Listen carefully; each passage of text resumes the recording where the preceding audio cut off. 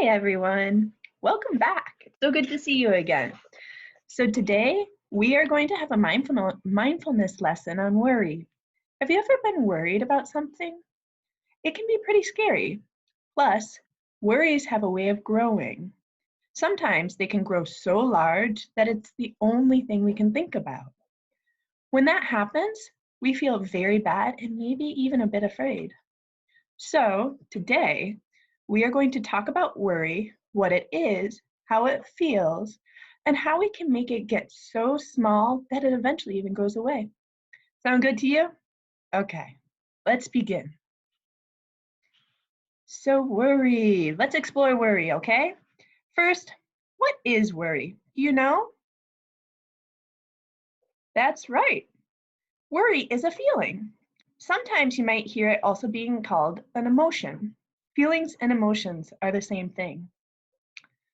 Now, do you know when worry shows up? Good job, yeah. Worry can show up whenever it wants, but it tends to come when we are feeling overwhelmed or can't control something in our lives.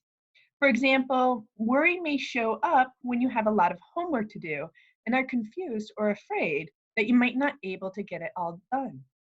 Or worry might show up when you feel like you can't keep a loved one safe, but really want to make sure that they're okay.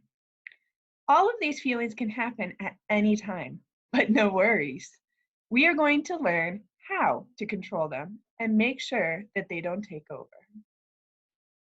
So let's see, do you know how worry feels? Yeah, right.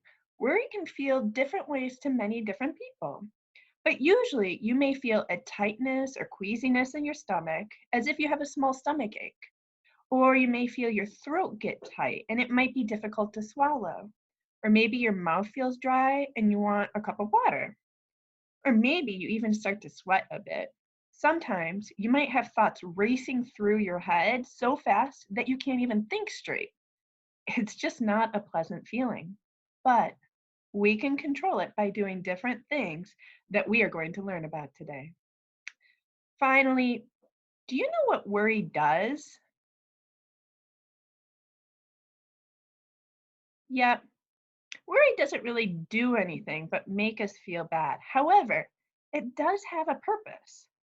Even though it doesn't help us get the work done or protect someone or whatever we're worrying about doesn't get done through worry, it can show us that something is important to us. When we are worried, we know that something is important and that we are having difficulty solving it or doing it. When worry shows up, we have to stop, figure out what is bothering us, and figure out how we can fix the problem. Think of it like worry shining a flashlight on something and saying, "Hey, look here. This is important and it's bothering you. You got to figure this out." So even though worry isn't a great feeling to feel, it does have a purpose. Okay, so now let's read our book and find out what Wince does to help himself stop feeding the worry bug.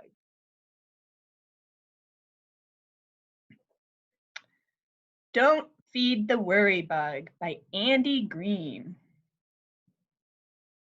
Don't Feed the Worry Bug, a Worry Woo Tale by Andy Green. On a bench in a park on a bright sunny day, Wince, the monster of worry, let time slip away. He looked at the clock. It was 2:15 when Wince started to think about all he must do.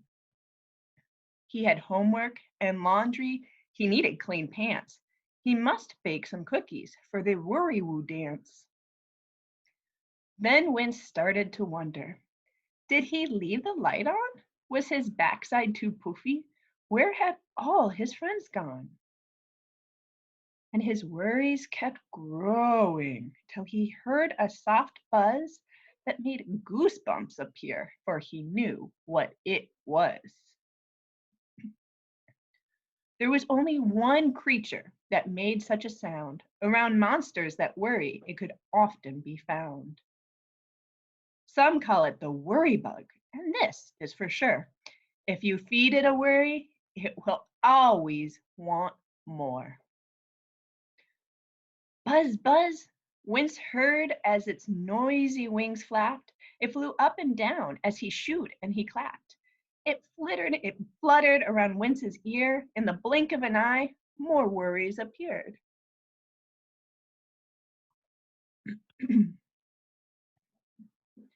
Did he feed his fish Ted? Did his dog get a bone? Did he send all his woo mail?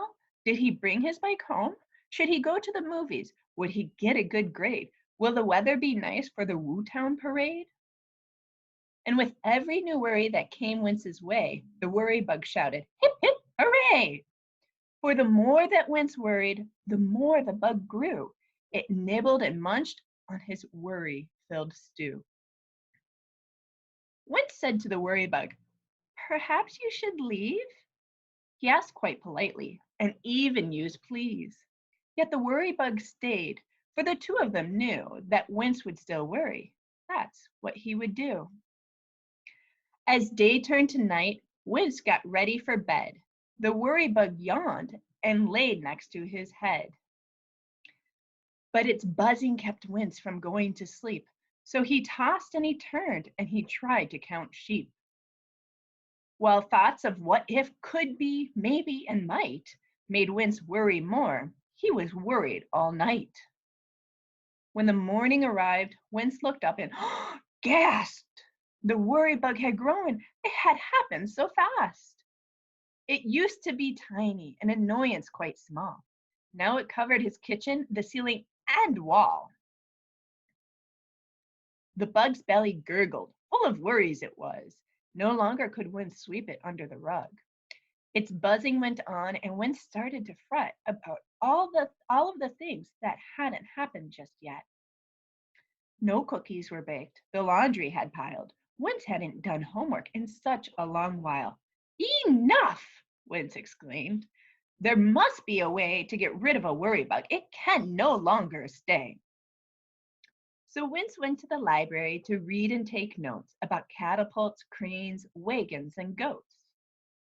He plotted and mapped out a worry bug graph, then called in the experts, the worry bug staff.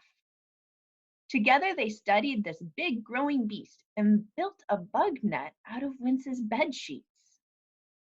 They were having such fun. Wince was worried no more, and soon he was baking and doing his chores. But just when Wince thought his work was complete, the worry bug buzzed, I need something to eat. Wince looked at the bug. It was once again small. For while Wince had been busy, he hadn't worried at all. You've ignored me all day, said the tiny bug. And you haven't been worried, so I haven't been fed. Then the bug stomped its feet and buzzed all the more. Wince took a firm stand and showed it the door. I've got things to do. I must work. I must play. I'm not going to worry. So go on your way. Buzz, buzz. Wince heard as the bug flew about, still trying to make one last worry come out. It flittered and fluttered around Wince's ear, yet Wince wouldn't give in, and it soon disappeared. Wince knew very well that this wasn't the end. The bug might be back if he worried again. But Wince would be ready, should he hear that buzz buzz, to say no to the worry bug, simply because. Wince had learned that his worries got bigger each day when he allowed the worry bug to nibble away. So to all of you worriers, Wince wants you to know, don't feed the worry bug or your worries will grow. The end. Okay.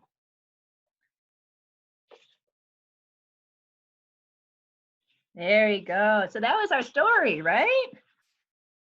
So let's see. Okay. Wince figured out how to make the worry bug go away, didn't he? When he figured out how to do that, he felt much better. So tell me, what did he do to make the worry bug get smaller? Yeah, that's right. He went to the library, he played, he did his chores, he even got something to eat. Basically, he was busy. He didn't sit there and just fret or worry. He went and got active. He did other activities and other things that kept him busy. That kept his mind off of all of his worries. When he focused on the worry and didn't think about anything else, the worry bug kept on growing. But when he distracted himself and went to do something else like playing, the worry bug got smaller. So, what are some things you can do when you start to worry? What would help you to take your mind off of your worries? Let's brainstorm some ideas. Okay. So, like wins, we can play, we can do tasks around the house, we can get something to eat, right? Let's see. We can also give a loved one a hug. We can read a book.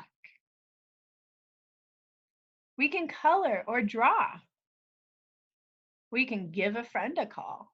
There are so many different things that we can do to make our worries go away. Basically, staying active helps us do that. So for now, let's sign off. We'll be back later for a brain break to help us reduce worry even more. But now we know when we start to feel worried, we can do something else to distract us.